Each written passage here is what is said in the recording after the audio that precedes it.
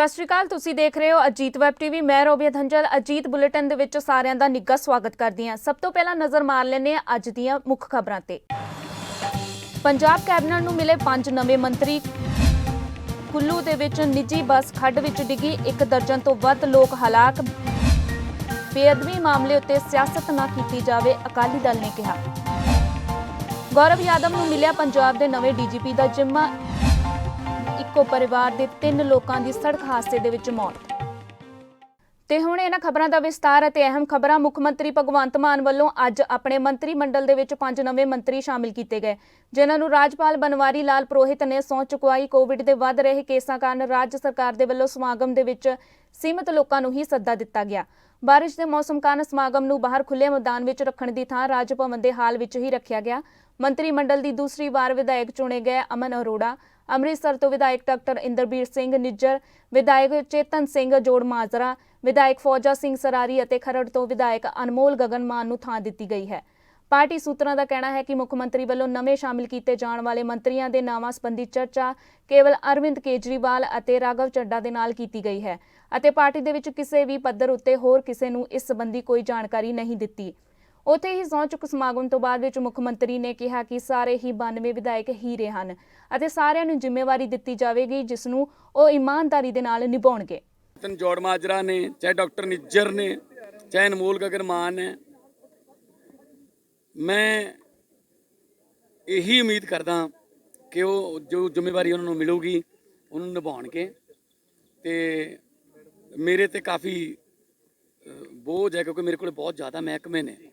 ਸੋ ਮੈਂ ਇਹ ਨਹੀਂ ਕਰਦਾ ਕੋਈ ਮਲਾਈਦਾਰ ਜਾਂ ਫਲਾਈਦਾਰ, ਉਹ ਤਾਂ ਪਹਿਲਾਂ ਹੁੰਦੇ ਸੀ। ਇਹਨਾਂ ਦੇ ਚੰਗੇ ਚੰਗੇ ਮਹਿਕਮੇ ਇਹਨਾਂ ਨੂੰ ਦੇਵਾਂਗੇ।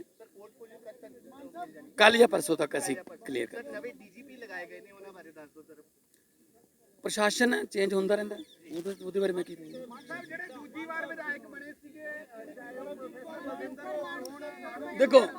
ਦੇਖੋ ਪਤਾ ਕੀ ਹੈ, ਦੇਖੋ ਸਾਡੇ ਕੋਲੇ 92 ਨੇ, 92 ਦੇ 92 ਹੀਰੇ ਨੇ। ਕਿਸੇ ਨੂੰ ਮੈਂ ਘੱਟ ਨਹੀਂ ਅੰਕਦਾ, ਪਰ ਜ਼ਿੰਮੇਵਾਰੀਆਂ ਮਿਲਣਗੀਆਂ, ਭਵਿੱਖ 'ਚ ਵੀ ਮਿਲਣਗੀਆਂ। ਬਹੁਤ ਵੱਡੀਆਂ ਵੱਡੀਆਂ ਜ਼ਿੰਮੇਵਾਰੀਆਂ ਸਾਡੇ ਐਮਐਲਏ ਨੂੰ ਵੀ ਮਿਲਣਗੀਆਂ। ਜਿਹੜੇ ਐਮਐਲਏ ਨੇ ਪਹਿਲੀ ਵਾਰ ਜਿੱਤੇ ਨੇ ਚਾਹੇ ਦੂਜੀ ਵਾਰ ਜਿੱਤੇ ਨੇ, ਉਹ ਇਹਦਾ ਕੋਈ ਫਰਕ ਨਹੀਂ। ਅਸੀਂ ਪੰਜਾਬ ਦੇ ਲੋਕਾਂ ਨੇ ਸਾਨੂੰ ਬਹੁਤ ਵੱਡੀਆਂ ਉਮੀਦਾਂ ਰੱਖ ਕੇ ਸਾਨੂੰ ਭੇਜਿਆ ਤੇ ਮੈਂ ਉਹਨਾਂ ਉਮੀਦਾਂ ਤੇ ਪੂਰਾ ਉਤਰਨ ਦੀ ਹਰ ਸੰਭਵ ਕੋਸ਼ਿਸ਼ ਕਰੂੰਗਾ, ਆਖਰੀ ਸਾਹ ਤੱਕ ਕੋਸ਼ਿਸ਼ ਕਰੂੰਗਾ ਕਿ ਜਿਹੜਾ ਇਹਨਾਂ ਨੇ 75 ਸਾਲਾਂ 'ਚ ਪੰਜਾਬ ਦਾ ਬੇੜਾ ਗਰਕ ਕੀਤਾ ਉਹਨੂੰ ਠੀਕ ਕਰ ਲਈਏ। ਆਉਣ ਵਾਲੇ ਦਿਨਾਂ 'ਚ ਤੁਹਾਨੂੰ ਕੁਝ ਘਪਲੇ ਵੀ ਵੱਡੇ ਵੱਡੇ ਸਾਹਮਣੇ ਆਉਣਗੇ, ਕੁਝ ਇਹੋ ਜਿਹੀਆਂ ਵੀ ਖਬਰਾਂ ਆਉਣਗੀਆਂ ਜਿਹਦੇ ਤੁਸੀਂ ਵੀ ਹੈਰਾਨ ਹੋ ਜਾਓਗੇ ਕਿ ਇਸ ਤਰ੍ਹਾਂ ਵੀ ਘਪਲਾ ਹੋ ਸਕਦਾ ਹੈ। ਸੋ ਆਉਣ ਵਾਲੇ ਦਿਨਾਂ ਦੀ ਵੇਟ ਕਰੋ, ਅਸੀਂ ਪੰਜਾਬ ਦੇ ਲੋਕਾਂ ਦੇ ਇੱਕ ਇੱਕ ਪੈਸੇ ਦਾ ਹਿਸਾਬ ਲਵਾਂਗੇ। ਹਿਮਾਚਲ ਪ੍ਰਦੇਸ਼ ਦੇ ਕੁੱਲੂ ਜ਼ਿਲ੍ਹੇ ਵਿੱਚ ਅੱਜ ਸਵੇਰੇ ਨਿੱਜੀ ਬੱਸ ਡੂੰਘੀ ਖੱਡ ਵਿੱਚ ਡਿੱਗ ਗਈ। ਇਸ ਹਾਦਸੇ ਦੇ ਵਿੱਚ 1 ਦਰਜਨ ਤੋਂ ਵੱਧ ਵਿਅਕਤੀ ਹਲਾਕ ਹੋ ਗਏ। ਮ੍ਰਿਤਕਾਂ ਵਿੱਚ ਕੁਝ ਸਕੂਲੀ ਬੱਚੇ ਵੀ ਦੱਸੇ ਜਾ ਰਹੇ ਹਨ। ਹਾਲਾਂਕਿ ਪਹਿਲਾਂ ਮ੍ਰਿਤਕਾਂ ਦੀ ਗਿਣਤੀ 16 ਦੱਸੀ ਗਈ ਸੀ। ਕੁੱਲੂ ਵਿੱਚ ਡਿਪਟੀ ਕਮਿਸ਼ਨਰ ਆਸ਼ੂਤੋਸ਼ ਗਰਗ ਨੇ ਦੱਸਿਆ ਹੈ ਕਿ ਬੱਸ ਜਾਂਗੜਾ ਪਿੰਡ ਨੇੜੇ ਖੱਡ ਵਿੱਚ ਡਿੱਗ ਗਈ। ਜ਼ਿਲ੍ਹਾ ਅਧਿਕਾਰੀਆਂ ਨੇ ਕਿਹਾ ਕਿ ਰਾਹਤ ਟੀਮਾਂ ਮੌਕੇ ਉੱਤੇ ਪੁੱਜ ਗਈਆਂ ਹਨ। ਜ਼ਖਮੀਆਂ ਨੂੰ ਨੇੜਲੇ ਹਸਪਤਾਲ ਦੇ ਵਿੱਚ ਭਰਤੀ ਕਰਵਾਇਆ ਗਿਆ ਹੈ ਤੇ ਇਸ ਦੌਰਾਨ ਪ੍ਰਧਾਨ ਮੰਤਰੀ ਨਰਿੰਦਰ ਮੋਦੀ ਨੇ ਹਾਦਸੇ ਤੇ ਦੁੱਖ ਜ਼ਾਹਰ ਕਰਦਿਆਂ ਹੋਇਆ ਮ੍ਰਿਤਕਾਂ ਦੇ ਵਾਰਸਾਂ ਦੇ ਲਈ 2-2 ਲੱਖ ਰੁਪਏ ਤੇ ਜ਼ਖਮੀਆਂ ਦੇ ਲਈ 50-50 ਹਜ਼ਾਰ ਰੁਪਏ ਦੇ ਮੁਆਵਜ਼ੇ ਦਾ ਐਲਾਨ ਕੀਤਾ ਹੈ। ਰਾਸ਼ਟਰਪਤੀ ਰਾਮਨਾਥ ਕੋਵਿੰਦ, ਕਾਂਗਰਸ ਆਗੂਆਂ ਦੇ ਵਿੱਚ ਰਾਹੁਲ ਅਤੇ ਪ੍ਰਿਯੰਕਾ ਗਾਂਧੀ ਵਾਂਡਰਾ ਅਤੇ ਪੰਜਾਬ ਦੇ ਮੁੱਖ ਮੰਤਰੀ ਭਗਵੰਤ ਮਾਨ ਨੇ ਵੀ ਹਾਦਸੇ ਦੇ ਵਿੱਚ ਗਈਆਂ ਜਾਨਾਂ ਉੱਤੇ ਦੁੱਖ ਜਤਾਇਆ ਹੈ। ਸ਼੍ਰੋਮਣੀ ਅਕਾਲੀ ਦਲ ਵੱਲੋਂ ਅੱਜ ਬਰਗਾੜੀ ਬੇਅਦਬੀ ਮਾਮਲੇ ਦੇ ਵਿੱਚ ਪ੍ਰੈਸ ਕਾਨਫਰੰਸ ਕੀਤੀ ਗਈ, ਜਿਸ ਦੌਰਾਨ ਬਲਵਿੰਦਰ ਸਿੰਘ ਭੁੰਦੜ ਅਤੇ ਮਹੇਸ਼ ਇੰਦਰ ਸਿੰਘ ਗਰੇਵਾਲ ਨੇ ਕਿਹਾ ਕਿ ਪਿਛਲੇ ਕੁਝ ਸਮੇਂ ਤੋਂ ਬੇਅਦਬੀ ਮਾਮਲੇ ਉੱਤੇ ਸਿਆਸਤ ਕੀਤੀ ਜਾ ਰਹੀ ਹੈ ਅਤੇ ਸਿਆਸੀ ਆਗੂ ਅਕਾਲੀ ਦਲ ਦੀ ਲੀਡਰਸ਼ਿਪ ਨੂੰ ਬਦਨਾਮ ਕਰਦੇ ਰਹੇ ਹਨ। ਉਹਨਾਂ ਵਿਰੁੱਧ ਕਾਨੂੰਨ ਦਾ ਸਹਾਰਾ ਲਿਆ ਜਾਵੇਗਾ। ਆਗੂਆਂ ਨੇ ਕਿਹਾ ਕਿ ਅਕਾਲੀ ਦਲ ਦੀ ਸਰਕਾਰ ਸਮੇਂ ਇਹ ਦੁਖਦਾਈ ਘਟਨਾ ਵਾਪਰੀ ਸੀ। CBI ਨੂੰ ਜਾਂਚ ਸੌਂਪੀ ਗਈ ਸੀ ਅਤੇ ਮੁੜ 2015 ਤੋਂ ਬਾਅਦ ਕਈ ਸਪੈਸ਼ਲ ਟੀਮਾਂ ਮਾਮਲੇ ਦੇ ਵਿੱਚ ਗਠਿਤ ਹੋਈਆਂ ਸਨ। ਜਾਂਚ ਦੇ ਲਈ ਕਮਿਸ਼ਨ ਵੀ ਬਣੇ ਅਤੇ ਉਹਨਾਂ ਨੇ ਕਿਹਾ ਕਿ SIT ਦੀ ਜਾਂਚ ਰਿਪੋਰਟ ਦੇ ਵਿੱਚ ਲਿਖਿਆ ਹੈ ਕਿ ਹਰ ਢੰਗ ਦੇ ਨਾਲ ਮਾਮਲੇ ਦੀ ਜਾਂਚ ਕੀਤੀ ਗਈ ਹੈ। ਇਸ ਵਿੱਚੋਂ ਹੀ ਅਕਾਲੀ ਦਲ ਨੂੰ ਕਲੀਨ ਚਿੱਟ ਮਿਲੀ ਹੈ। ਅੱਜ ਬਹੁਤ ਹੀ जो सिख कौम वास्ते अहम मसला है धर्म का,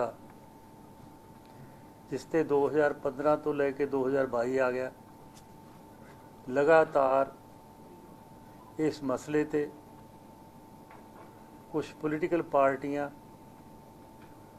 और कुछ उन्होंने लीडर मुख्य मंत्री साहिबान ना लेके अकाली लीडरशिप नूं बदनाम करते रहे। उस मसले ते जो अज रिपोर्ट आई है, ये सारियां इनकुआरियां कांग्रेस के समय हुई, भावें वो अमरिंदर सिंह का राज सी, सारियां सीटां उदों बणियां, कमिशन उदों बने, तो हुण इनकुआरी रिपोर्ट भी जिहड़ी कि आम आदमी पार्टी है नाल सी उह दोषां च, उस दे समय रिलीज़ हुई है। इस रिपोर्ट आउण तो बाद तुसीं सारियां ने तकरीबन 2 दिन हो गए लिख भी दिता, पढ़ भी लिया। पहला जो ये घटना हुई 2015 च बरगाड़ी घटना, जिहदा कि सिख कौम च बहुत बड़ा दुख ते रोष है कि बहुत बड़ी घटना हुई। उस समय ते अकाली दल दा राज सी, सानू दुख है कि उस समय ते घटना हुई। असीं बार बार इहदा पश्चाताप भी किया कि साडे वेले घटना हुई, माड़ी गल हुई, लेकिन साडे तो कहा कि इन्होंने कुछ किया नहीं। 22 दिनों के अंदर अंदर राष्ट्रपति नूं मिले कांग्रेस के प्रेजिडेंट राहुल जी, और इत्थे गवर्नर नूं मिले इन्हां दी लीडरशिप, आम आदमी पार्टी ते कांग्रेस पार्टी की लीडरशिप ते सिख जथेबंदियां जो जी मंग करदियां सी इंसाफ की, ये सारे ने कहा कि सानू तवार नहीं, ये सरकार ते ये इनकुआरी CBI नूं दित्ती जावे। असीं वो इनकुआरी थोड़े कोल डेटा ने, मैं किसी पैना नहीं चाहता, वो इनकुआरी CBI नूं देती थोड़े दिनों के बाद। CBI की इनकुआरी 4-5 महीनों बाद सरकार बदल गई, थोड़े देर बाद उस तो बाद सरकार बदल गई। वो सरकार बदल तो बाद इनकुआरी इन्होंने वापस ले ली। वापस लैके उस तो पहला सरकारिया कमिशन बनया सर रणजीत सिंह का, जस्टिस रणजीत सिंह का। उस तो बाद खरड़ा साहब की सिट बनी, फिर IG परमार साहब की सिट बनी। ये सारिया तिन्ने इनकुआरियां ते कमिशन की इनकुआरी किते भी किसी पोलिटिकल लीडर का जां पोलिटिकल पार्टी का नाम नहीं आया। जो दोषी पहली इनकुआरी सन उही आखिरी इनकुआरियां तक आए। पंजाब ਦੇ DGP ਵਿਰੇਸ਼ ਕੁਮਾਰ ਭਾਵਰਾ 2 ਮਹੀਨਿਆਂ ਦੀ ਛੁੱਟੀ ਉੱਤੇ ਜਾ ਰਹੇ ਹਨ, ਜਿਸ ਤੋਂ ਬਾਅਦ ਵਿੱਚ ਗੌਰਵ ਯਾਦਵ ਨੂੰ ਕਾਰਜਕਾਰੀ DGP ਦਾ ਚਾਰਜ ਦਿੱਤਾ ਗਿਆ ਹੈ। ਉਹਨਾਂ ਅੱਜ ਹੀ ਆਪਣਾ ਕਾਰਜਭਾਰ ਸੰਭਾਲ ਲਿਆ ਹੈ। ਸਰਕਾਰ ਦੇ ਵੱਲੋਂ ਬੀਤੇ ਦਿਨੀ ਉਹਨਾਂ ਦੀ ਛੁੱਟੀ ਮਨਜ਼ੂਰ ਕੀਤੀ ਗਈ ਸੀ। ਭਾਵਰਾ ਨੇ ਕੇਂਦਰ ਦੇ ਵਿੱਚ ਡੈਪੂਟੇਸ਼ਨ ਉੱਤੇ ਜਾਣ ਦੀ ਇੱਛਾ ਪ੍ਰਗਟਾਈ ਸੀ, ਜਿਸ ਨੂੰ ਮਨਜ਼ੂਰ ਕਰ ਲਿਆ ਗਿਆ ਹੈ। ਗੌਰਵ ਯਾਦਵ ਨੂੰ ਕੁਝ ਸਮਾਂ ਪਹਿਲਾਂ ਮੁੱਖ ਮੰਤਰੀ ਦਾ ਵਿਸ਼ੇਸ਼ ਪ੍ਰਮੁੱਖ ਸਕੱਤਰ ਨਿਯੁਕਤ ਕੀਤਾ ਗਿਆ ਸੀ। ਜਲੰਧਰ ਪਠਾਨਕੋਟ ਰਾਸ਼ਟਰੀ ਮਾਰਗ ਉੱਤੇ ਫੋਕਲ ਪੁਆਇੰਟ ਟਾਂਡਾ ਨਜ਼ਦੀਕ ਅੱਜ ਸਵੇਰੇ ਵਾਪਰੇ ਇੱਕ ਦਰਦਨਾਕ ਸੜਕ ਹਾਦਸੇ ਦੌਰਾਨ ਮਾਤਾ ਵੈਸ਼ਨੂ ਦੇਵੀ ਯਾਤਰਾ ਤੋਂ ਵਾਪਸ ਪਰਤ ਰਹੇ ਕਾਰ ਸਵਾਰ ਇੱਕੋ ਹੀ ਪਰਿਵਾਰ ਦੇ ਸ਼ਰਧਾਲੂਆਂ ਵਿੱਚੋਂ 3 ਲੋਕਾਂ ਦੀ ਮੌਤ ਹੋ ਗਈ। ਜਾਣਕਾਰੀ ਮੁਤਾਬਕ ਕੇਸ਼ਵ ਅਗਰਵਾਲ ਪੁੱਤਰ ਕਸਤੂਰੀ ਲਾਲ ਵਾਸੀ ਜ਼ਿਲ੍ਹਾ ਜਲੰਧਰ ਆਪਣੇ ਪਰਿਵਾਰ ਸਮੇਤ ਮਾਤਾ ਵੈਸ਼ਨੂ ਦੇਵੀ ਦੇ ਦਰਸ਼ਨ ਕਰਕੇ ਵਾਪਸ ਪਰਤ ਰਿਹਾ ਸੀ। ਜਦੋਂ ਉਹ ਫੋਕਲ ਪੁਆਇੰਟ ਟਾਂਡਾ ਉੜਮੁੜ ਨਜ਼ਦੀਕ ਪੁੱਜੇ ਤਾਂ ਉਹਨਾਂ ਦੀ ਕਾਰ ਪੁਲੀ ਨਾਲ ਟਕਰਾ ਗਈ। ਇਸ ਦੌਰਾਨ ਕੇਸ਼ਵ ਅਗਰਵਾਲ ਦੀ ਪਤਨੀ ਮਹਿਕ ਅਗਰਵਾਲ, ਧੀ ਵਰਿੰਦਾ ਅਤੇ ਮਾਂ ਰੇਨੂ ਦੀ ਮੌਕੇ ਉੱਤੇ ਹੀ ਮੌਤ ਹੋ ਗਈ, ਜਦੋਂ ਕਿ ਕੇਸ਼ਵ ਖੁਦ ਬੁਰੀ ਤਰ੍ਹਾਂ ਜ਼ਖਮੀ ਹੋ ਗਿਆ ਹੈ। ਉਸ ਨੂੰ ਸਥਾਨਕ ਲੋਕਾਂ ਅਤੇ ਕਾਫੀ ਜੱਦੋ-ਜਹਿਦ ਉਪਰੰਤ ਹਾਦਸਾਗ੍ਰਸਤ ਕਾਰ ਦੇ ਵਿੱਚੋਂ ਬਾਹਰ ਕੱਢਿਆ ਗਿਆ ਤੇ ਸਰਕਾਰੀ ਹਸਪਤਾਲ ਟਾਂਡਾ ਵਿਖੇ ਪਹੁੰਚਾਇਆ ਗਿਆ, ਜਿੱਥੇ ਹਾਲਤ ਗੰਭੀਰ ਦੇਖਦਿਆਂ ਉਸ ਨੂੰ ਅੱਗੇ ਰੈਫਰ ਕਰ ਦਿੱਤਾ ਗਿਆ। ਜਦੋਂ ਸਵੇਰੇ ਅਸੀਂ ਥਾਣੇ ਸੀਗੇ, ਸਾਨੂੰ ਮੈਸੇਜ ਆਇਆ ਕਿ ਐਕਸੀਡੈਂਟ ਹੋ ਗਿਆ ਆ। ਅਸੀਂ ਉੱਥੇ ਮੌਕੇ 'ਤੇ ਪਹੁੰਚੇ ਹਾਂ, ਉੱਥੇ ਜਾ ਕੇ ਦੇਖਿਆ ਗੱਡੀ ਜਿਹੜੀ ਵੱਜੀ ਪਈ ਸੀ, ਜਿਹਦੇ ਵਿੱਚ ਐਂਬੂਲੈਂਸ ਨੇ ਇਹਨਾਂ ਦੇ ਪਰਿਵਾਰ ਨੂੰ ਉਠਾ ਕੇ ਇੱਥੇ ਲੈ ਆਂਦਾ ਸੀ। ਅਸੀਂ ਮੌਕੇ 'ਤੇ ਪਹੁੰਚ ਗਏ, ਅਸੀਂ ਉਹਨੂੰ ਕਵਰ ਕੀਤਾ ਜਾ ਕੇ, ਫਿਰ ਅਸੀਂ ਹਸਪੀਟਲ ਆਏ ਹਾਂ ਪਿੱਛੇ, ਤੇ ਦੇਖਿਆ ਇਹਨਾਂ ਦੀ ਵਾਈਫ ਦੀ ਔਰ ਬੇਟੀ ਦੀ ਔਰ ਉਹਦੀ ਮਾਤਾ ਦੀ ਡੈਥ ਹੋ ਚੁੱਕੀ ਸੀ। ਜਿਹੜਾ ਲੜਕਾ ਹੈ ਉਹ ਬਿਲਕੁਲ ਸਹੀ ਸਲਾਮਤ ਹੈ, ਉਹਨੂੰ ਅਸੀਂ ਸ਼੍ਰੀਮਾਨ ਹੈ ਸੱਟਣ ਲੱਗੇ ਰੈਫਰ ਕਰ ਦਿੱਤੀ ਹੈ। ਕੋਈ ਜਾਣਕਾਰੀ ਮਿਲੀ ਹੈ ਕਿੱਥੋਂ ਆਏ ਸੀ ਤੇ ਕਿੱਥੇ ਜਾ ਰਹੇ ਸੀ? ਇਹ ਜਲੰਧਰ ਦੇ ਹੈਗੇ ਨੇ, ਵੈਸ਼ਨੋ ਮਾਤਾ ਮੱਥਾ ਟੇਕ ਕੇ ਵਾਪਸ ਆ ਰਹੇ ਸੀ। 3 ਦਹਾਕਿਆਂ ਤੋਂ ਜ਼ਿਆਦਾ ਸਮੇਂ ਤੋਂ ਜੇਲ੍ਹ ਵਿੱਚ ਨਜ਼ਰਬੰਦ ਚੱਲੇ ਆ ਰਹੇ ਸਿੱਖ ਭਾਈ ਗੁਰਦੀਪ ਸਿੰਘ ਖਹਿੜਾ, ਜੋ ਸਿਹਤ ਠੀਕ ਨਾ ਹੋਣ ਕਾਰਨ ਅੰਮ੍ਰਿਤਸਰ ਦੇ ਗੁਰੂ ਨਾਨਕ ਦੇਵ ਹਸਪਤਾਲ ਵਿਖੇ ਜੇਰੇ ਇਲਾਜ ਹਨ, ਦਾ ਹਾਲ ਜਾਣਨ ਲਈ ਸ਼੍ਰੋਮਣੀ ਕਮੇਟੀ ਦੇ ਪ੍ਰਧਾਨ ਐਡਵੋਕੇਟ ਹਰਜਿੰਦਰ ਸਿੰਘ ਧਾਮੀ ਨੇ ਉਹਨਾਂ ਦੇ ਨਾਲ ਮੁਲਾਕਾਤ ਕੀਤੀ। ਉਹਨਾਂ ਭਾਈ ਖਹਿੜਾ ਦੀ ਸਿਹਤਯਾਬੀ ਲਈ ਅਰਦਾਸ ਕੀਤੀ ਅਤੇ ਸ਼੍ਰੋਮਣੀ ਕਮੇਟੀ ਦੇ ਵੱਲੋਂ ਹਰ ਸੰਭਵ ਮਦਦ ਦਾ ਭਰੋਸਾ ਦਿੱਤਾ। ਐਡਵੋਕੇਟ ਧਾਮੀ ਨੇ ਉਹਨਾਂ ਦੇ ਨਾਲ ਕੁਝ ਸਮਾਂ ਵਿਚਾਰ ਚਰਚਾ ਕੀਤੀ ਅਤੇ ਇਸ ਦੌਰਾਨ ਉਹਨਾਂ ਨੇ ਹਸਪਤਾਲ ਦੇ ਸਟਾਫ ਨੂੰ ਭਾਈ ਖਹਿੜਾ ਦੀ ਦੇਖਭਾਲ ਦੇ ਲਈ ਸੰਜੀਦਾ ਯਤਨ ਕਰਨ ਦੇ ਲਈ ਕਿਹਾ। ਜੀ ਕਾ ਖਾਲਸਾ, ਵਾਹਿਗੁਰੂ ਜੀ ਕੀ ਫਤਿਹ। ਭਾਈ ਗੁਰਦੀਪ ਸਿੰਘ ਖੇੜਾ ਜਿਹੜਾ ਲਗਭਗ 33 ਸਾਲ ਤੋਂ ਜੇਲ੍ਹ ਦੇ ਵਿੱਚ ਨਜ਼ਰਬੰਦ ਆ, ਉਹਨਾਂ ਨੂੰ ਕੁਝ ਦਿਨ ਪਹਿਲਾਂ ਛਾਤੀ ਦੇ ਵਿੱਚ ਦਰਦ ਹੋਈ ਸੀ ਤੇ ਇੱਥੇ ਗੁਰੂ ਨਾਨਕ ਹਸਪੀਟਲ ਦੇ ਵਿੱਚ ਉਹਨਾਂ ਨੂੰ ਇੱਥੇ ਚੈੱਕਅਪ ਕੀਤਾ ਗਿਆ। ਤੇ ਮੈਂ ਕਿਉਂਕਿ 2-3 ਦਿਨ ਬਾਹਰ ਸੀ ਤੇ ਮੈਂ ਆਪਣਾ ਮੁੱਢਲਾ ਫਰਜ਼ ਸਮਝਿਆ ਵੀ ਸੰਘਰਸ਼ੀ ਯੋਧਾ ਉਹਨੂੰ ਜ਼ਰੂਰ ਮਿਲ ਕੇ ਆਵਾਂ। ਹੁਣ ਮਿਲ ਕੇ ਆਏ ਆ ਤੇ ਅਸੀਂ ਦੇਖਦੇ ਸੀ ਕਿਉਂਕਿ ਡਾਕਟਰਾਂ ਮੁਤਾਬਕ ਸ਼ਾਇਦ ਥੋੜ੍ਹੀ ਉਹਨਾਂ ਨੂੰ PGI ਦੇ ਵਿੱਚੋਂ ਟਰੀਟਮੈਂਟ ਲੈਣੀ ਪੈਣੀ ਆ, ਕੁਛ ਥੋੜ੍ਹੀ ਜਿਹੀ ਬਲੋਕੇਜ ਹੈਗੀ ਆ, ਕੁਛ ਉਹਨਾਂ ਨੇ ਮੇਨ ਜਿਹੜੀ ਆਰਟਰੀ ਦੀ ਸੀ ਉਹ ਬਾਈ ਮੈਡੀਸਨ ਜਿਹੜੀ ਆ ਉਹ ਕਲੌਟ ਜਿਹੜਾ ਉਹ ਖਤਮ ਕਰ ਦਿੱਤਾ। ਸੋ ਕਾਮਨਾ ਕਰਦੇ ਹਾਂ ਵੀ ਭਾਈ ਸਾਹਿਬ ਐਸ ਇੰਨਾ ਲੰਬਾ ਸਮਾਂ ਜੇਲ੍ਹ 'ਚ ਰਹਿਣ ਦੇ 33 ਸਾਲ ਥੋੜ੍ਹੇ ਨਹੀਂ ਹੁੰਦੇ, ਫਿਰ ਵੀ ਮੈਂ ਦੇਖਿਆ ਮਾਨਸਿਕ ਤੌਰ 'ਤੇ ਅਡੋਲਤਾ ਦੇ ਵਿੱਚ ਬੈਠੇ ਆ। ਇਹ ਗੁਰੂ ਦੀ ਬਖਸ਼ਿਸ਼ ਆ। ਸੋ ਪਰਿਵਾਰ ਨੂੰ ਵੀ ਭਰੋਸਾ ਦਿੱਤਾ ਵੀ ਜੇ ਕਿਸ ਤਰ੍ਹਾਂ ਦੀ ਵੀ ਕਿਸੇ ਵੀ ਕਿਸਮ ਦੀ ਕੋਈ ਲੋੜ ਹੋਵੇ ਅਸੀਂ ਸ਼੍ਰੋਮਣੀ ਗੁਰਦੁਆਰਾ ਪ੍ਰਬੰਧਕ ਕਮੇਟੀ ਵੱਲੋਂ ਹਾਜ਼ਰ। ਮਰਹੂਮ ਪੰਜਾਬੀ ਗਾਇਕ ਸ਼ੁਭਦੀਪ ਸਿੰਘ ਸਿੱਧੂ ਮੂਸੇਵਾਲਾ ਦੀ ਯਾਦ ਨੂੰ ਤਾਜ਼ਾ ਰੱਖਣ ਦੇ ਲਈ ਉਹਨਾਂ ਦੀ ਯਾਦ ਵਿੱਚ ਪਿੰਡ ਬੁਰਜ ਢਿਲਵਾਂ ਤੋਂ ਪਿੰਡ ਭੈਣੀ ਚੂਹੜ ਤੱਕ ਸਿੱਧੂ ਮੂਸੇਵਾਲਾ ਯਾਦਗਾਰੀ ਲਿੰਕ ਸੜਕ ਦਾ ਉਦਘਾਟਨ ਉਹਨਾਂ ਦੇ ਪਿਤਾ ਬਲਕੌਰ ਸਿੰਘ ਸਿੱਧੂ ਵੱਲੋਂ ਅੱਜ ਕੀਤਾ ਗਿਆ। ਇਸ ਮੌਕੇ ਬੁਰਜ ਢਿਲਵਾਂ ਦੇ ਸਰਪੰਚ ਜਗਦੀਪ ਸਿੰਘ ਢਿੱਲੋਂ ਵੀ ਸਨ। ਜ਼ਿਕਰਯੋਗ ਹੈ ਕਿ ਇਸ ਸੜਕ ਨੂੰ ਸਿੱਧੂ ਮੂਸੇਵਾਲਾ ਵੱਲੋਂ ਹਲਕਾ ਮਾਨਸਾ ਕਾਂਗਰਸ ਦਾ ਇੰਚਾਰਜ ਲਾਏ ਜਾਣ ਸਮੇਂ ਆਪਣੇ ਉਚੇਚੇ ਉਦਮ ਸਦਕਾ ਹੀ ਮਨਜ਼ੂਰ ਕਰਵਾਇਆ ਗਿਆ ਸੀ, ਜੋ ਕਿ ਹੁਣ ਮੁਕੰਮਲ ਹੋ ਗਿਆ ਹੈ, ਜਿਸ ਦਾ ਅੱਜ ਉਦਘਾਟਨ ਕੀਤਾ ਗਿਆ। ਤੇ ਸ਼ੁਭਦੀਪ ਸਿੰਘ ਸਿੱਧੂ ਮੂਸੇਵਾਲਾ ਦੇ ਪਿਤਾ ਬਲਕੌਰ ਸਿੰਘ ਨੇ ਲਿੰਕ ਸੜਕ ਦਾ ਉਦਘਾਟਨ ਕਰਦੇ ਸਮੇਂ ਭਰੇ ਮਨ ਦੇ ਨਾਲ ਕਿਹਾ ਕਿ ਚੋਣਾਂ ਦੌਰਾਨ ਕਰੀਬ 8 ਵਾਰ ਸ਼ੁਭਦੀਪ ਉੱਤੇ ਹਮਲਾ ਹੁੰਦਾ ਟਲਿਆ। ਉਹਨਾਂ ਆਖਿਆ ਕਿ ਜੇਕਰ ਸਰਕਾਰ ਨੇ ਉਸ ਦੀ ਸੁਰੱਖਿਆ ਘਟਾਉਣੀ ਹੀ ਸੀ ਤਾਂ ਇਸ ਬਾਰੇ ਜਨਤਕ ਨਹੀਂ ਕਰਨਾ ਚਾਹੀਦਾ ਸੀ। ਨਗਰ ਨਿਵਾਸੀ ਭੈਣੋ ਭਰਾਵੋ, ਤੁਹਾਨੂੰ ਸਾਰਿਆਂ ਨੂੰ ਪਤਾ ਹੀ ਹੈ ਵੀ ਆਪਣੇ ਤੇ ਬੜਾ ਮਾੜਾ ਸਮਾਂ ਆ ਕੇ ਲੰਘਿਆ। ਉਮੀਦਾਂ ਆਪਣੀਆਂ ਬਹੁਤ ਜ਼ਿਆਦਾ ਸੀ, ਖੈਰ ਉਨੀਆਂ ਤਾਂ ਨਾ ਹੋ ਸਕਣ, ਪਰ ਜਿਹੜੇ ਤੁਹਾਡਾ ਭਰਾ ਸੁਪਨੇ ਉਲੀਕ ਕੇ ਗਿਆ, ਆਪਾਂ ਕੋਸ਼ਿਸ਼ ਕਰਾਂਗੇ ਉਹਨਾਂ ਦੇ ਨੇੜੇ ਤੇੜੇ ਤੇ ਲੱਗਾਂਗੇ। ਜੇ ਤਾਂ ਆਪਾਂ ਗੱਲ ਕਰੀਏ ਘਾਟੇ ਦੀ, ਘਾਟਾ ਆਪਾਂ ਬਿਆਨ ਕਰਨ ਤੋਂ ਸ਼ਬਦਾਂ ਦੇ ਵਿੱਚ ਆਪਾਂ ਮਾਰ ਹੀ ਨਹੀਂ ਸਕਦੇ ਵੀ ਆਪਾਂ ਕਿੰਨਾ ਪਿੱਛੇ ਚਲੇ ਗਏ। ਪਰ ਤੁਹਾਡੇ ਨਾਲ ਵਾਅਦਾ ਕਰਦਾ, ਜ਼ਿੰਦਗੀ ਦਾ ਜੋ ਕੁਝ ਵੀ ਬਚਿਆ ਥੋੜ੍ਹਾ ਬਹੁਤਾ ਜਿੰਨਾ ਵੀ ਆਪਾਂ ਇਕੱਠਾ ਕਰਕੇ ਦੁਬਾਰੇ ਇਹਨੂੰ ਸਟਾਰਟ ਕਰ ਸਕਦੇ। ਆਪਦੀ ਪੂਰੀ ਵਾਹ ਲਾਊਂਗਾ ਕਿ ਤੁਹਾਡੇ ਨਾਲ ਜਿਵੇਂ ਸਿੱਧੂ ਚਾਹੁੰਦਾ ਸੀ, ਜੋ ਕੁਛ ਉਹਦੇ ਮਨ ਦੇ ਬਲਬਲੇ ਸੀ ਜਾਂ ਮੇਰੇ ਨਾਲ ਸਾਂਝੇ ਕਰਦਾ ਸੀ, ਆਪਾਂ ਜੇ ਕਰਾਂਗੇ, ਆਪਾਂ ਉਹ ਕਰਾਂਗੇ। ਆਪਾਂ ਇਲੈਕਸ਼ਨ ਹਾਰੇ ਵੀ, ਪਰ ਹਾਰਨ ਤੋਂ ਬਾਅਦ ਵੀ ਉਹ ਹਤਾਸ਼ ਤਾਂ ਹੋਇਆ ਇੱਕ ਵਾਰ। ਉਸ ਤੋਂ ਬਾਅਦ ਦੁਬਈ ਗਿਆ, ਦੁਬਈ ਸ਼ੋਅ ਲਾ ਕੇ ਆਇਆ ਦੁਬਾਰੇ। ਮੈਨੂੰ ਸਮਝਾਉਣ ਲੱਗ ਗਿਆ, ਕਹਿੰਦਾ ਤੁਸੀਂ ਦਿਮਾਗ 'ਤੇ ਨਾ ਵਜਨ ਪਾਇਓ ਵੀ ਆਪਾਂ ਇਹਨਾਂ ਖਰਚ ਵੀ ਕਰਤਾ ਤੇ ਆਪਾਂ ਹਾਰ ਵੀ ਗਏ। ਆਪਾਂ ਇਸ ਤੋਂ ਬਾਅਦ ਇਲੈਕਸ਼ਨ ਹੀ ਲੜਨੀ, ਔਰ ਆਪਾਂ ਇਲੈਕਸ਼ਨ ਲੜਨਾ ਦੇ ਬਰਾਬਰ ਜ਼ਰੂਰ ਖੜਿਆ ਕਰਾਂਗੇ। ਕਿਉਂਕਿ ਕੁਝ ਲੋਕਾਂ ਦਾ ਵਤੀਰਾ ਉਹਨੇ ਨੋਟ ਕੀਤਾ, ਉਹ ਹਾਲੇ ਕਾਗਜ਼ ਵਰਗਾ ਕੋਰਾ ਸੀ ਉਹ, ਕਿਉਂਕਿ +2 ਤੱਕ ਪੜ੍ਹਦਾ ਰਿਹਾ। ਉਹਨੂੰ ਸਮਾਜ ਕੂਣਤਾਈਆਂ ਦਾ ਵੀ ਪੋਲੀਟਿਕਸ ਦੇ ਵਿੱਚ ਕੀ ਚੱਲਦਾ ਇੰਨਾ ਉਹਨੂੰ ਗਿਆਨ ਨਹੀਂ ਸੀ, ਪਰ ਉਹਨੇ ਇਲੈਕਸ਼ਨ ਦੇ ਵਿੱਚ ਜੋ ਕੁਝ ਵੇਖਿਆ, ਜਿਹੜਾ ਮੌਜੂਦਾ ਸਿਸਟਮ ਹੈ, ਉਹਨੂੰ ਸ਼ਾਇਦ ਪੂਰਾ ਵਧੀਆ ਨਹੀਂ ਲੱਗਿਆ। ਉਹ ਵੀ ਯਾਰ ਲੋਕ ਯਕੀਨ ਨਹੀਂ ਕਰਦੇ। ਜਿਹੜੀ ਗੱਲ ਮੈਂ ਕਹਿੰਦਾ, ਉਹਨੂੰ ਮਤਲਬ ਅਸੀਂ ਥਾਈਆਂ ਤੇ ਜਾਂ ਨਿੱਕੀ ਮੋਟੀ ਗਲੀ ਕੂਚਿਆਂ 'ਤੇ ਖੜ੍ਹੇ ਹਾਂ ਹਾਲੇ ਤੱਕ। ਉਹ ਚਾਹੁੰਦਾ ਸੀ ਵੀ ਮੇਥੋਂ ਇਹ ਘੱਟੋ ਘੱਟ ਜੇ ਮੰਗਣ ਤਾਂ ਕੋਈ ਕੈਂਸਰ ਹਸਪਤਾਲ ਮੰਗਣ ਜਾਂ ਕੋਈ ਕਾਲਜ ਮੰਗਣ, ਯੂਨੀਵਰਸਿਟੀ ਮੰਗਣ, ਵੀ ਜਿੱਥੋਂ ਮੇਰੇ ਪਰਿਵਾਰ 'ਤੇ ਲਾ ਲਓ ਤੁਸੀਂ।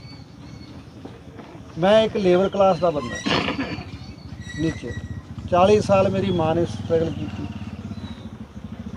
30-35 ਸਾਲ ਮੇਰੀ ਲਾਈਫ ਦੇ ਮੈਂ ਪੂਰਾ ਐਨ ਘੁਲਿਆ, ਪਰ ਪੈਰ ਪੂਰੇ ਨਹੀਂ ਆਏ ਜਦ। ਪਰ ਜੇ ਗੁਰਬਤ 'ਚੋਂ ਕੱਢਿਆ ਤਾਂ ਐਜੂਕੇਸ਼ਨ ਨੇ ਕੱਢਿਆ।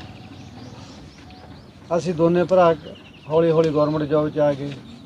ਅਸੀਂ ਅੱਗੇ ਆਪਦੀ ਅਗਲੀ ਪੀੜ੍ਹੀ ਨੂੰ ਕੋਈ B.Tech, ਕੋਈ ਇਲੈਕਟ੍ਰੀਕਲ, ਕੋਈ ਸਾਰੇ 5 ਜਵਾਕ ਆ ਸਾਡੇ। ਅੱਜ 5 ਇੰਜੀਨੀਅਰ ਸੀਗੇ, ਚਲੋ ਇੱਕ ਤਾਂ ਚਲਾ ਗਿਆ, 4 ਰਹਿ ਗਏ। ਨੂੰਹਾਂ ਪੁੱਤ ਸਾਰੇ ਇੰਜੀਨੀਅਰ ਨੇ। ਯਾਨੀ ਜੇ ਦਸ਼ਾ ਪਰਿਵਾਰ ਦੀ ਬਦਲੀ ਤਾਂ ਐਜੂਕੇਸ਼ਨ ਤੋਂ ਬਦਲੀ। ਬਾਕੀ ਦਾ ਬੰਦਾ ਮਾੜਾ ਖਾ ਕੇ ਵੀ ਟਾਈਮ ਪਾਸ ਕਰ ਲੈਂਦਾ, ਮਾੜਾ ਹੰਢਾ ਕੇ ਵੀ ਟਾਈਮ ਪਾਸ ਕਰ ਲੈਂਦਾ, ਘੱਟ ਸਹੂਲਤਾਂ ਨਾਲ ਵੀ ਜ਼ਿੰਦਗੀ ਜੂਈ ਜਾਂਦੀ ਹੈ। ਬੰਦਾ 100 AC 'ਚ ਵੀ ਜਾਂਦਾ, 100 ਫਰਾਟਾ ਪੱਖਾ ਲਾ ਕੇ ਵੀ ਜਾਂਦਾ। ਉਹ ਤਾਂ ਆਪਾਂ ਨੂੰ ਸਰੀਰ ਨੂੰ ਜਿੱਥੇ ਮਰਜ਼ੀ ਲਾ ਲਈ ਉੱਥੇ ਲੱਗ ਜਾਣਾ। ਪਰ ਉਹ ਇਹ ਮੈਸੇਜ ਉਹਨੇ ਇਲੈਕਸ਼ਨ ਦੌਰਾਨ ਖੂਬ ਦਿੱਤਾ ਸਾਰਿਆਂ ਨੂੰ। ਮੈਂ ਵੀ ਉਹਨੂੰ ਕਹਿੰਦਾ ਹੁੰਦਾ ਵੀ ਜਿਹੜੇ ਹਿਸਾਬ ਨਾਲ ਤੂੰ ਬੋਲੀ ਜਾਂਦਾ ਐ ਆਪਾਂ ਨੂੰ ਵੋਟ ਕੌਣ ਪਾਊਗਾ, ਤੂੰ ਤਾਂ ਕਾਂਗਰਸ ਦਾ ਉਮੀਦਵਾਰ ਹੈ, ਕਾਂਗਰਸ ਦੇ ਖਿਲਾਫ ਹੀ ਬੋਲ ਜਾਂਦੇ। ਯਾਨੀ ਉਹਨੂੰ ਇਹਨਾਂ ਗੱਲਾਂ ਨਾਲ ਕੋਈ ਲੈਣਾ ਦੇਣਾ ਨਹੀਂ ਸੀ। ਉਹਦਾ ਮਤਲਬ ਸੀ ਵੀ ਆਪਾਂ ਕੰਮ ਕਰਨਾ। ਤੇ ਹੋਇਆ ਦੇਖੋ ਆਪਣੇ ਨਜਾਇਜ਼ ਧੱਕਾ। ਮੈਂ ਉਹਦੇ ਭੋਗ ਤੇ ਵੀ ਬੇਨਤੀ ਕਰੀ ਸੀ, ਮੈਂ ਗੁਰੂ ਗ੍ਰੰਥ ਸਾਹਿਬ ਵੱਲ ਹੱਥ ਕਰਕੇ ਕਹੇ ਸੀ ਵੀ ਮੇਰੇ ਪਰਿਵਾਰ ਦਾ ਕਿਸੇ ਦੀ ਜਾਨ ਲੈਣ ਨਾਲ ਜਾਂ ਕਿਸੇ ਮਾੜੇ ਬੰਦੇ ਨਾਲ ਸੰਪਰਕ ਹੋਵੇ, ਮੈਂ ਕਹਿੰਦਾ ਸਾਨੂੰ ਨਰਕਾਂ ਦੇ ਵਿੱਚ ਢੋਈ ਨਾ ਦੇ। ਡੇਰਾ ਮੁਖੀ ਰਾਮ ਰਹੀਮ ਨੂੰ ਬਹਿਰੂਪੀਆ ਦੱਸਣ ਵਾਲੇ ਡੇਰਾ ਪ੍ਰੇਮੀਆਂ ਦੀ ਪਟੀਸ਼ਨ ਉੱਤੇ ਸੋਮਵਾਰ ਨੂੰ ਪੰਜਾਬ ਅਤੇ ਹਰਿਆਣਾ ਹਾਈ ਕੋਰਟ ਨੇ ਸੁਣਵਾਈ ਕੀਤੀ। ਹਾਈ ਕੋਰਟ ਨੇ ਪਟੀਸ਼ਨ ਖਾਰਿਜ ਕਰ ਦਿੱਤੀ ਹੈ ਤੇ ਨਾਲ ਹੀ ਡੇਰਾ ਪ੍ਰੇਮੀਆਂ ਨੂੰ ਝਾੜ ਵੀ ਪਾਈ। ਡੇਰਾ ਮੁਖੀ ਨੂੰ ਡੰਮੀ ਦੱਸਣ ਵਾਲੀ ਪਟੀਸ਼ਨ ਨੂੰ ਖਾਰਿਜ ਕਰਦਿਆਂ ਅਦਾਲਤ ਨੇ ਕਿਹਾ ਕਿ ਅਜਿਹੀ ਪਟੀਸ਼ਨ ਉੱਤੇ ਸੁਣਵਾਈ ਦੇ ਲਈ ਅਦਾਲਤ नहीं बनी। बदल दिया गया है और राजस्थान में उनको बदल दिया गया। बाद में पिटीशन आई, सोशल मीडिया पे खूब वायरल हुआ ये सारी चीज़ें कि आप सिर्फ भ्रम फैलाने के लिए थी या फिर सच में इस पर सच्चाई किसी तरह से है? देखिए, ये डेरा विरोधी ताकतों का काम है। जो असामाजिक तत्व हैं ये लोग बार बार आकर पूज्य गुरु जी को केसों को प्रभावित करने के लिए ऐसा कर रहे हैं और कोई गहरी साजिश है इनके पीछे, कोई जरूर जिसके हाथ की कठपुतली बनकर ये काम कर रहे हैं। तो इनके द्वारा ये पहली याचिका नहीं है जो हाई कोर्ट में दायर की गई है। पहले भी 2019 में इनके द्वारा एक याचिका दायर की गई थी कि पूज्य गुरु जी की जान को खतरा है। तो उस समय भी हाई कोर्ट ने संज्ञान लेते हुए रोहतक के सेशन जज साहब को इंक्वायरी मार्क की थी। तो जज साहब वहाँ, सेशन जज साहब वहाँ जेल में जाकर पूज्य गुरु जी से बात कर आए थे। जब गुरु जी को ये बताया गया कि आपके द्वारा एक ये याचिका दायर की गई है हाई कोर्ट में, तब भी पूज्य गुरु जी ने इनकी बातों को सिरे से नकारा था कि हमारे द्वारा या हमारे किसी फॉलोवर द्वारा कोई ऐसी याचिका नहीं दायर की गई है। वो बिल्कुल फ्रीविलियस बातें पाई गई थी। तो उस समय जब सेशन जज साहब ने वो सारी इंक्वायरी की रिपोर्ट यहाँ जांच का जो करके आए थे वो रिपोर्ट यहाँ सबमिट करवाई, तो जब उस रिपोर्ट के आधार पर भी हाई कोर्ट ने उस समय भी इनको 50,000 रुपये की कोस्ट लगाकर 50,000 रुपये जुर्माना लगाकर इनकी याचिका को खारिज किया था। तो आज भी सेम वही हाई कोर्ट ने इनको फटकार लगाते हुए बोला भी आप बार बार कोर्ट का समय आकर वेस्ट ना करें तो आपके ऊपर हैवी कोस्ट लगेगी। तो उसी बात को लेकर आज हाई कोर्ट ने फटकार लगाते हुए उनकी याचिका को सिरे से नकारा है, खारिज किया है। और लेकिन अशोक कह रहे हैं कि हम सुप्रीम कोर्ट जाएंगे क्योंकि हमारे पास पुख्ता सबूत है कि आखिरकार गुरु जी को बदला गया है और इसमें उन्होंने हनीप्रीत का नाम भी लिया है कि हनीप्रीत किस साजिश में शामिल। देखिए, आज भी यही इनकी मांग थी, यही इन्होंने बात आज रखी थी जिसमें कोर्ट ने कहा कोई आपका आधार नहीं है, ये जो आप जिस आधार को आप यहाँ लेकर आए हो, अगर किसी ने कोई वजन घटा लिया, वो एक मेडिकली भी हेल्थ के लिए एक डॉक्टरी सलाह भी यही कहती है कि ये हेल्थ के लिए वजन घटाना ठीक रहता है। अगर आज मेरा वजन 75 किलो है और मैं 5-4 किलो घटा लेता हूँ अपनी हेल्थ को प्रॉपर करने के लिए, तो क्या मैं जितेंद्र खुराना नहीं रहा? तो ये हवा में बातें थी, कोई ग्राउंड, कोई आधार था ही नहीं इनकी पिटीशन का, जैसा कि हम आपको कल भी बता रहे थे। तो ये सारी चीज़ों को देखते हुए हाई कोर्ट ने कोस्ट लगा के इनकी याचिका को खारिज किया। Thank you. Aam Aadmi party ਦੀ ਸਰਕਾਰ ਵੱਲੋਂ ਲੋਕਾਂ ਨੂੰ ਘਰ ਬੈਠੇ ਸਹੂਲਤ ਦੇਣ ਦੇ ਮਕਸਦ ਨਾਲ ਹਰ ਹਲਕੇ ਦੇ ਵਿੱਚ ਵਿਧਾਇਕ ਵੱਲੋਂ ਸੁਵਿਧਾ ਕੈਂਪ ਲਗਾ ਕੇ ਲੋਕਾਂ ਨੂੰ ਦਫ਼ਤਰ ਖੱਜਲ ਖਵਾਰੀ ਤੋਂ ਨਿਜਾਤ ਦਿਵਾਈ ਜਾ ਰਹੀ ਹੈ, ਜਿਸ ਦੇ ਚੱਲਦੇ ਹਲਕਾ ਲੰਬੀ ਦੇ ਵਿਧਾਇਕ ਗੁਰਮੀਤ ਸਿੰਘ ਖੁੱਡੀਆਂ ਦੇ ਪਿੰਡ ਖੁੱਡੀਆਂ ਦੇ ਵਿੱਚ ਸੁਵਿਧਾ ਕੈਂਪ ਦਾ ਆਯੋਜਨ ਕੀਤਾ ਗਿਆ। ਇਸ ਦੌਰਾਨ ਗੁਰਮੀਤ ਸਿੰਘ ਖੁੱਡੀਆਂ ਨੇ ਕਿਹਾ ਕਿ ਅਜਿਹੇ ਪਿੰਡਾਂ ਦੇ ਵਿੱਚ ਲੱਗਣ ਵਾਲੇ ਕੈਂਪਾਂ ਦਾ ਲੋਕਾਂ ਨੂੰ ਕਾਫੀ ਲਾਭ ਹੋ ਰਿਹਾ ਹੈ ਤੇ ਲੋਕਾਂ ਦੀ ਸਹੂਲਤ ਦੇ ਲਈ ਸੁਵਿਧਾ ਸੈਂਟਰ ਖੋਲ੍ਹੇ ਜਾ ਰਹੇ ਹਨ। ਦੂਸਰੇ ਪਾਸੇ ਇਸ ਸੁਵਿਧਾ ਕੈਂਪ ਦੇ ਵਿੱਚ ਪੁੱਜੇ ਅਧਿਕਾਰੀ ਬਲਾਕ ਵਿਕਾਸ ਅਫਸਰ ਰਾਕੇਸ਼ ਬਿਸ਼ਨੋਈ ਨੇ ਦੱਸਿਆ ਕਿ ਇਸ ਕੈਂਪ ਦੇ ਵਿੱਚ ਲੋਕਾਂ ਨੂੰ ਕਾਫੀ ਲਾਭ ਮਿਲ ਰਿਹਾ ਹੈ। ਉਹਨਾਂ ਨੇ ਕਿਹਾ ਕਿ ਜਿਨ੍ਹਾਂ ਲੋਕਾਂ ਦੇ ਕੰਮ ਰਹਿ ਗਏ ਨੇ ਉਹ ਅਗਲੇ ਕੈਂਪ ਦੇ ਵਿੱਚ ਕੀਤੇ ਜਾਣਗੇ। ਅਜਿਹੇ ਕੈਂਪ ਲਗਾਤਾਰ ਪੂਰੇ ਹਲਕੇ ਦੇ ਪਿੰਡਾਂ ਵਿੱਚ 2 ਮਹੀਨੇ ਚੱਲਣਗੇ।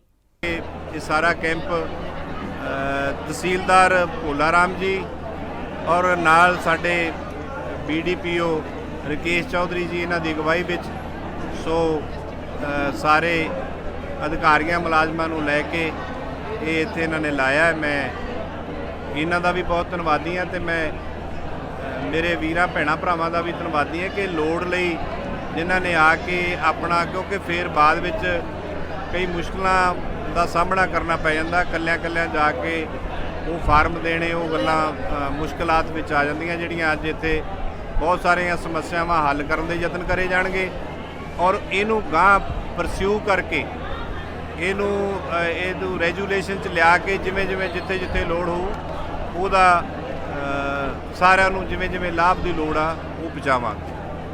ਜਿਵੇਂ ਮੰਨ ਲਓ ਪਿੰਡਾਂ ਦੇ ਵਿੱਚ ਹੀ ਜੇ ਲਾਏ ਜਾਣ, ਜਿਵੇਂ ਪਹਿਲਾਂ ਸੁਵਿਧਾ ਕੇਂਦਰ ਸੀ ਹੋਰ ਹੈ, ਜਿਵੇਂ ਉੱਥੋਂ ਮਲੋਟ ਫੋਟੋ ਕਰਾਉਣ ਜਾਣ ਵਾਲੇ ਨੇ ਪਿੰਡਾਂ ਨੂੰ ਮੁਸ਼ਕਲ ਆਉਂਦੀ ਹੈ, ਇਹ ਜੀ ਵੀ ਕੋਈ ਸਰਕਾਰ ਵੱਲੋਂ ਸਕੀਮ ਚਲਾਈ ਜਾ ਰਹੀ ਹੈ? ਸੁਵਿਧਾ ਕੇਂਦਰ ਉਹ 2 ਤਾਂ ਆਪਣੇ ਲੰਬੀ ਹਲਕੇ ਦੇ ਹੁਣੇ ਹੀ ਚਲਵਾ ਲਏ ਗਏ ਆ, ਇੱਕ ਸਿੱਖਵਾਲਾ ਤੇ ਮਿੱਡਾ, ਤੋਂ ਜਿਹੜੇ ਹੋਰ ਪਿੰਡਾਂ ਵਿੱਚ ਵੀ ਜਿਵੇਂ ਜਿਵੇਂ ਲੋੜ ਹੋਊ ਤੇ ਸਰਕਾਰ ਜਿਵੇਂ ਸਮਰੱਥਾ ਵੱਧਦੀ ਜਾਊ ਉਸ ਤਰ੍ਹਾਂ ਉਹਦੇ ਤਾਈਂ ਜ਼ਰੂਰ ਅਸੀਂ ਚਾਹਾਂਗੇ ਕਿ ਲੋਕਾਂ ਨੂੰ ਸਰਲ ਹੋ ਜੇ ਸਾਰਾ। ਜਿਹਦਾ ਇੱਕ ਨਾ ਜੇ ਹਲਕੇ ਦੇ ਇਕੱਲਾ ਕੋਈ ਨਸ਼ੇ ਦਾ ਜ਼ਿਆਦਾ ਰਹਿ ਗਿਆ ਉਹਦਾ ਵੀ ਕੋਈ ਕੈਂਪ ਕੁੰਪ ਲਾ ਕੇ ਕੁਝ ਖਾਣ ਦਾ ਕੋਈ ਉਪਰਾਲਾ ਕੀਤਾ ਜਾਵੇ। ਨਸ਼ੇ ਵਾਸਤੇ ਵੇਖੋ ਪੂਰਾ ਜੀ ਸਰਕਾਰ ਵੀ ਚਾਹੁੰਦੀ ਹੈ ਤੇ ਲੋਕ ਵੀ ਚਾਹੁੰਦੇ ਆ। ਮੈਂ ਇਹ ਗੱਲ ਜ਼ਰੂਰ ਮਹਿਸੂਸ ਕਰਦਾ ਕਿ ਜੇ ਸਮਾਜ ਜ਼ਿਆਦਾ ਸਾਥ ਦੇ ਦੇਣਾ ਸਰਕਾਰ ਨੇ ਕੰਟਰੋਲ ਕਰਨਾ ਹੁੰਦਾ, ਜਿੱਥੇ ਇਮਦਾਦ ਲੋਕਾਂ ਨੇ ਕਰਨੀ ਹੁੰਦੀ ਹੈ। ਪਹਿਲੀ ਗੱਲ ਤਾਂ ਜਿੱਥੇ ਧੀਆਂ ਪੁੱਤਾਂ ਦੀ ਗੱਲ ਹੈ ਉਹਨਾਂ ਨੂੰ ਅਸੀਂ ਸਮਝਾ ਬੁਝਾ ਕੇ, ਕਈ ਵਾਰੀ ਤੁਸੀਂ ਵੀ ਵੇਖਿਆ ਮੇਰਾ ਵੀ, ਜਦੋਂ ਆਪਾਂ ਕਿਸੇ ਨੂੰ ਕਹਿ ਦਈਏ ਨਾ ਵੀ ਤੇਰਾ ਬੇਟਾ ਲੱਗਦਾ ਇਸ ਤਰ੍ਹਾਂ ਦਾ ਹੁੰਦਾ ਜਾਂਦਾ ਤੇ ਲੋਕ ਉਸ ਗੱਲ ਦਾ ਗੁੱਸਾ ਕਰਦੇ ਆ। ਜੇ ਉਹਨੂੰ ਸਮਝ ਆਣ ਪਹਿਲੇ ਦਿਨੋਂ ਉਸ ਨੂੰ ਪਕੜ ਲੈਣ ਤਾਂ ਸੌਖਾ ਕੰਮ ਆਪਦੇ ਆ ਸਕਦਾ ਹੈ। ਪਰ ਜੇ ਕੋਈ ਕਿਸੇ ਨਸ਼ੇ ਪੱਤੇ 'ਚ ਲੱਗ ਵੀ ਜਾਂਦਾ ਉਹਨੂੰ ਬਚਾਇਆ ਜਾ ਸਕਦਾ, ਉਹਨੂੰ ਵਰਾ ਕੇ ਉਹਦਾ ਸਾਥ ਦੇ ਕੇ, ਉਹਨੂੰ ਲੜ ਕੇ ਨਹੀਂ। ਔਰ ਜਿਹੜੇ ਸਮਗਲਰ ਹੈ ਉਹਨਾਂ ਦੀ ਚੇਨ ਤੋੜਨੀ ਵੀ ਸਮਾਜ ਦੇ ਨਾਲ ਰਲ ਕੇ ਹੈ। ਜੇ ਕੋਈ ਬੰਦਾ ਦੱਸੂ ਕਿਹੜਾ ਕਿੱਥੇ ਖੜਾ ਹੈ ਉਹਨੂੰ ਪੁਲਿਸ, ਜੇ ਪੁਲਿਸ ਕਾਰਵਾਈ ਨਹੀਂ ਕਰਦੀ ਤਾਂ ਉਹਦੇ ਤੇ ਕਾਰਵਾਈ ਕਰਵਾਉਣਾ ਸਾਡਾ ਫਰਜ਼ ਬਣਦਾ। ਮੈਂ ਐਜ਼ ਏ MLA ਸਰਕਾਰ ਦੀ ਇੱਕ ਹਿੱਸਾ ਹੋਣ ਦੇ ਨਾਤੇ ਉਹਦੇ ਵਿੱਚ ਆਪਣਾ ਜ਼ਰੂਰ ਆਪਣੇ ਵੱਲੋਂ ਕਿਸੇ ਵੀ ਅਫਸਰ ਨੂੰ ਮੁਲਾਜ਼ਮ ਨੂੰ ਕਹਿਣਾ ਮੈਂ ਪੂਰੇ ਜ਼ੋਰ ਨਾਲ ਕਹਿ ਸਕਦਾ। ਰਾਜਪੁਰਾ ਦੇ ਚਿਲਡਰਨ ਹੋਮ ਵਿੱਚ ਸਮਾਜਿਕ ਸੁਰੱਖਿਆ ਅਤੇ ਇਸਤਰੀ ਅਤੇ ਬਾਲ ਵਿਕਾਸ ਮੰਤਰੀ ਡਾਕਟਰ ਬਲਜੀਤ ਕੌਰ ਨੇ ਅੱਜ ਅਚਾਨਕ ਦੌਰਾ ਕੀਤਾ ਅਤੇ ਇੱਥੋਂ ਭੱਜਣ ਵਾਲੇ ਬੱਚਿਆਂ ਦੇ ਬਾਰੇ ਜਾਣਕਾਰੀ ਹਾਸਲ ਕੀਤੀ। ਉਹਨਾਂ ਨੇ ਦੱਸਿਆ ਕਿ ਭੱਜਣ ਵਾਲੇ ਬੱਚਿਆਂ ਦੇ ਵਿੱਚੋਂ 5 ਬੱਚੇ ਵਾਪਸ ਆ ਗਏ ਹਨ ਅਤੇ ਬਾਕੀ ਵੀ ਜਲਦ ਆ ਜਾਣਗੇ। ਉਹਨਾਂ ਨੇ ਦੱਸਿਆ ਕਿ ਬੱਚੇ ਆਪਣੀ ਮਰਜ਼ੀ ਦੇ ਨਾਲ ਹੀ ਗਏ ਸਨ। ਇਸ ਦੇ ਨਾਲ ਹੀ ਉਹਨਾਂ ਨੇ ਕਿਹਾ ਕਿ ਚਿਲਡਰਨ ਹੋਮ ਦੀ ਸੁਰੱਖਿਆ ਦੇ ਵਿੱਚ ਵਾਧਾ ਕੀਤਾ ਜਾਵੇਗਾ। ਰਾਜਪੁਰੇ ਦੇ ਚਿਲਡਰਨ ਹੋਮ ਵਿੱਚ ਜੋ ਪਿਛਲੇ ਹਫ਼ਤੇ 'ਚ ਪਤਾ ਲੱਗਾ ਸੀ ਕਿ ਬੱਚੇ ਇੱਥੋਂ ਭੱਜ ਰਹੇ ਨੇ, ਛੱਡ ਕੇ ਜਾ ਰਹੇ ਨੇ, ਤਾਂ ਉਹਦਾ ਕਾਰਨ ਲੱਭਣ ਲਈ ਮੈਂ ਇੱਥੇ ਆਈ ਸੀ ਕਿ ਆਖਰ ਕੀ ਕਾਰਨ ਹੈ ਜੋ ਬੱਚੇ ਇੱਥੋਂ ਜਾ ਰਹੇ ਨੇ। ਕੋਈ ਇੱਥੇ ਦੀ ਲੋਕਲ ਪ੍ਰੋਬਲਮਸ ਤਾਂ ਨਹੀਂ ਹੈ ਜਾਂ ਕੋਈ ਬੱਚਿਆਂ ਨੂੰ ਅੱਛਾ এনवायरमेंट ਨਹੀਂ ਮਿਲ ਰਿਹਾ, ਇਸ ਕਰਕੇ ਮੈਂ ਦੇਖਣ ਲਈ ਆਈ ਸੀ। ਪਰ ਇੱਥੇ ਆ ਕੇ ਜਿਵੇਂ ਬੱਚਿਆਂ ਨੇ ਕਮਿਊਨੀਕੇਟ ਕੀਤਾ, ਜਿਹੜੇ ਬੱਚੇ ਵਾਪਸ ਆ ਗਏ ਨੇ ਤਾਂ ਉਹਨਾਂ ਨੇ ਕੋਈ ਇਸ ਤਰ੍ਹਾਂ ਦੀ ਹੋਮ ਦੀ ਕੋਈ ਪ੍ਰੋਬਲਮ ਨਹੀਂ ਦੱਸੀ ਜਾਂ ਹੋਮ ਸਿਕ ਫੀਲ ਕਰਦੇ ਨੇ, ਇਸ ਕਰਕੇ ਉਹ ਬਾਰ-ਬਾਰ ਪਹਿਲਾਂ ਵੀ ਬੱਚੇ ਜਾਂਦੇ ਨੇ, ਪਰ ਇਹਨਾਂ ਦਾ ਧਿਆਨ ਰੱਖਣਾ ਜ਼ਰੂਰੀ ਹੈ। ਸਟਾਫ ਦੀ ਬਹੁਤ ਕਮੀ ਹੈਗੀ ਹੈ, ਬੱਚੇ ਚਲੇ ਵੀ ਗਏ ਹੈਗੇ, ਸਿਕਿਉਰਿਟੀ ਜਿਹੜੀ ਹੈਗੀ ਸਿਕਿਉਰਿਟੀ ਗੇਟ ਤੱਕ ਸੀਮਤ ਹੈ, ਕੰਧਾ ਟੱਪ ਕੇ ਉਸ ਕੀ ਕੰਮ ਕਰਦੀ ਹੈ? ਹਾਂਜੀ ਬਿਲਕੁਲ, ਮੈਂ ਇਹ ਵੀ ਚੈੱਕ ਕਰਾਂਗੀ ਕਿ ਸਿਕਿਉਰਿਟੀ ਦਾ ਲੈਪਸ ਜੇ ਕਿਤੇ ਹੈ ਤਾਂ ਸਿਕਿਉਰਿਟੀ ਨੂੰ ਅਸੀਂ ਪੂਰਾ ਕਰੀਏ। ਜੇ ਸਾਨੂੰ ਲੱਗਦਾ ਹੈ ਕਿ ਸਿਕਿਉਰਿਟੀ ਮੈਨ ਅਵੇਅਰ ਨਹੀਂ ਹੈ ਇੱਥੇ ਤਾਂ ਅਸੀਂ ਉਹਦੇ ਤੇ ਵੀ ਕਾਰਵਾਈ ਕਰਾਂਗੇ। ਪਹਿਲਾਂ ਮੈਨੂੰ ਦੇਖ ਲੈਣ ਦਿਓ ਕਿ ਕਿੱਥੇ ਕੋਈ ਲੈਪਸ ਪਾਇਆ ਗਿਆ ਜਿਹਦੇ ਕਰਕੇ ਬੱਚੇ ਗਏ। ਮੈਮ ਜੀ ਵੈਸੇ ਵੀ ਸਮਝਦੇ ਵੀ ਬਹੁਤ ਵੱਡੀ ਨੈਗਲੀਜੈਂਸੀ ਹੈਗੀ ਹੈ 11 ਤੋਂ ਜੇ ਮੈਨੂੰ ਨੈਗਲੀਜੈਂਸ ਫੀਲ ਹੋਈ ਤਾਂ ਹੀ ਮੈਂ ਇੱਥੇ ਆਈ ਹਾਂ ਖੁਦ ਵਿਜ਼ਿਟ ਕਰਨ ਕਿ ਐਕਚੁਅਲ ਮੈਟਰ ਕੀ ਹੈ ਕਿ ਬੱਚੇ ਇੱਥੇ ਕਿਵੇਂ ਚਲੇ ਗਏ। यानी कि ਇੱਥੇ ਪ੍ਰਸ਼ਾਸਨ ਦੀ ਕਮੀ ਹੈ ਕਿਉਂਕਿ ਪਹਿਲੇ 27 ਨੂੰ ਭੱਜੇ ਜੀ, ਫਿਰ 29 ਨੂੰ ਭੱਜੇ ਜੀ, ਫਿਰ 2 ਦਿਨਾਂ ਦੇ ਵਿੱਚ ਗੈਪ ਚ ਭੱਜੇ ਨੇ ਜੀ ਬੱਚੇ ਵੀ ਕਿੱਥੇ ਨਾ ਕਿੱਥੇ। ਯਾਨੀ ਕਿ ਆਪਾਂ ਦੇਖਦੇ ਆ ਵੀ ਇਹਨਾਂ ਵੱਲੋਂ ਯਾਨੀ ਕਿ ਕੁਟਾਈ ਵਰਤੀ ਗਈ ਹੈ ਤਾਂ ਹੀ ਬੱਚੇ ਗਏ ਨੇ। ਬਿਲਕੁਲ ਜੀ, ਇਹ ਸਾਰਾ ਕੁਝ ਮੈਂ ਬੈਠ ਕੇ ਦੇਖਾਂਗੀ, ਸਾਰਿਆਂ ਨਾਲ ਪੁੱਛਗਿੱਛ ਵੀ ਕਰਾਂਗੇ ਵੀ ਕਿੱਥੇ ਕੁਟਾਈ ਵਰਤੀ ਗਈ ਹੈ। ਜੇ ਕਿਸੇ ਨੇ ਕੁਟਾਈ ਵਰਤੀ ਹੈ ਬਿਲਕੁਲ ਜਾਂਚ ਕਰਾਂਗੇ, ਜੇ ਕਿਸੇ ਨੇ ਕੁਟਾਈ ਵਰਤੀ ਹੈ ਤਾਂ ਉਹਦੇ ਖਿਲਾਫ ਐਕਸ਼ਨ ਵੀ ਲਿਆ ਜਾਵੇਗਾ। ਪਤਾ ਨਹੀਂ ਲੱਗਿਆ ਬੱਚੇ ਨਾ ਦੀਵਾਰ ਟੱਪ ਕੇ ਗਏ ਹੈ, ਆਪਾਂ ਕੋਈ ਇਸ ਤਰ੍ਹਾਂ ਪ੍ਰੋਵੀਜ਼ਨ ਨਹੀਂ ਹੋ ਸਕਦਾ ਦੀਵਾਰਾਂ ਦੇ ਕੋਲ ਵੀ ਸਿਕਿਉਰਿਟੀ ਲਾਈ ਜਾਵੇ, ਸਿਕਿਉਰਿਟੀ ਗੇਟ ਤੇ ਬੈਠੀ ਹੈ। ਨਹੀਂ ਬਿਲਕੁਲ, ਜਿੱਥੇ ਵੀ ਆਪਾਂ ਨੂੰ ਲੱਗਦਾ ਜਾਂ ਦੀਵਾਰਾਂ ਦੇ ਕਰਕੇ ਕੋਈ ਦੀਵਾਰ ਨੀਵੀਂ ਹੈ ਜਾਂ ਮੈਨੂੰ ਦੇਖ ਲੈਣ ਤੋਂ, ਦੇਖਣ ਤੋਂ ਬਾਅਦ ਆਪਾਂ ਉਹਦੇ ਜਿਹੜੇ ਗੈਪ ਉਹ ਫਿਲ ਕਰਾਂਗੇ, ਕਿੱਥੇ ਕਮੀ ਉਹ ਪੂਰੀ ਕਰਾਂਗੇ। ਮੈਡਮ ਜਿੱਥੇ ਬੱਚੇ ਭੱਜੇ ਤੋਂ ਕਿੰਨੇ ਸਿਕਿਉਰਿਟੀ ਵਾਲੇ ਸੀਗੇ ਉਹਨਾਂ ਨੂੰ ਚਾਰ ਕੀਤੀ ਜਾਵੇ। ਬਿਲਕੁਲ ਸਿਕਿਉਰਿਟੀ ਸਿਰਫ ਗੇਟ ਤੱਕ ਸੀਮਤ ਹੈ, ਅਸੀਂ ਵੀ ਰਾਜਪੁਰ ਦੇ ਵਿੱਚ ਰਹਿੰਦੇ ਹੈਗੇ, ਸਿਕਿਉਰਿਟੀ ਸਿਰਫ ਗੇਟ ਤੱਕ ਸੀਮਤ ਹੈ। ਅਸੀਂ ਕਦੀ ਉਹ ਰੌਂਗ ਨੂੰ ਨਹੀਂ ਦੇਖਿਆ ਕੀ ਕਹਿਣਾ ਚਾਹੁੰਦੇ। ਦੇਖੋ ਜੇ ਆਪਾਂ ਨੂੰ ਲੱਗਦਾ ਕਿ ਇੱਕ ਸਿਕਿਉਰਿਟੀ ਮੈਨ ਹੈ ਜਾਂ ਉਹ ਸਿਰਫ ਗੇਟ ਤੱਕ ਹੀ ਸੀਮਤ ਹੈ ਤਾਂ ਅਸੀਂ ਇਹ ਸਿਕਿਉਰਿਟੀ ਵਧਾਵਾਂਗੇ। ਕਿਉਂਕਿ 8 ਬੱਚੇ ਹੈ, ਇੱਕ ਸਿਕਿਉਰਿਟੀ ਗਾਰਡ ਤੋਂ 8 ਬੱਚੇ ਦੇ ਸਾਹਮਣੇ ਦੱਸੋ ਕੀ ਕਰਨਗੇ। ਬਿਲਕੁਲ, ਮੈਂ ਉਹੀ ਗੱਲ ਤੁਹਾਨੂੰ ਰਿਪੀਟ ਕਰਨਾ ਚਾਹੁੰਦੀ ਹਾਂ ਕਿ ਇਹ ਦੇਖਣ ਲਈ ਤਾਂ ਮੈਂ ਇੱਥੇ ਆਈ ਹਾਂ। ਜੇ ਤਾਂ ਆਪਾਂ ਲੱਗਦਾ ਕਿ ਸਿਕਿਉਰਿਟੀ ਗਾਰਡ ਨਹੀਂ ਆਪਦਾ ਪਰਫਾਰਮ ਕਰ ਰਿਹਾ ਡਿਊਟੀ ਤਾਂ ਉਹਦੇ ਖਿਲਾਫ ਐਕਸ਼ਨ ਲਵਾਂਗੇ। ਜੇ ਆਪਾਂ ਨੂੰ ਲੱਗਦਾ ਕਿ ਇੱਕ ਸਿਕਿਉਰਿਟੀ ਗਾਰਡ ਇਨਫ ਨਹੀਂ ਹੈ ਤਾਂ ਫਿਰ ਅਸੀਂ ਇੱਥੇ ਸਟਾਫ ਵਧਾਵਾਂਗੇ। ਸਾਰੇ ਪ੍ਰਸ਼ਾਸਨ ਨੇ ਕੀ ਦੱਸਿਆ ਕਿ ਬੱਚੇ ਚਲੇ ਗਏ ਸੀ ਫਿਰ ਵਾਪਸ ਆਏ, ਉਹਨੇ ਤਾਂ ਕਿੱਥੇ ਰਹੇ, ਕਿਹਦੀ ਸ਼ੈਲਟਰ ਬਣੇ ਜੀ?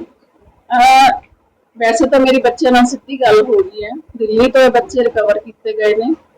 ਬੱਚੇ ਜੋ ਇੱਕ ਬੱਚਾ ਵਾਰ-ਵਾਰ ਜਾ ਰਿਹਾ ਉਹ ਕਹਿੰਦਾ ਕਿ ਮੈਂ ਆਪੇ ਹੀ ਘੁੰਮ ਕੇ ਆ ਜਾਂਦਾ ਸੀ, ਪਹਿਲਾਂ ਵੀ ਚਲਾ ਜਾਂਦਾ ਸੀਗਾ, ਤਾਂ ਉਹ ਕਿਉਂ ਜਾਂਦੇ ਨੇ ਇਹ ਵੀ ਮੈਂ ਦੇਖਣ ਦੀ ਕੋਸ਼ਿਸ਼ ਕਰ ਰਹੀ ਹਾਂ ਕਿ ਇੱਥੇ ਕੋਈ ਉਹਨਾਂ ਨੂੰ ਕੋਈ ਖਾਣੇ ਦੀ ਪ੍ਰੋਵੀਜ਼ਨ ਨਹੀਂ ਹੈ ਜਾਂ ਕੋਈ ਉਹਨਾਂ ਨੂੰ ਬਣਦੀ ਰਿਸਪੌਂਸਿਬਿਲਿਟੀ ਹੈ ਜਿਹੜੀ ਬੱਚਿਆਂ ਤੱਕ ਉਹ ਉਹਨਾਂ ਤੱਕ ਨਹੀਂ ਨਿਭਾਈ ਜਾ ਰਹੀ।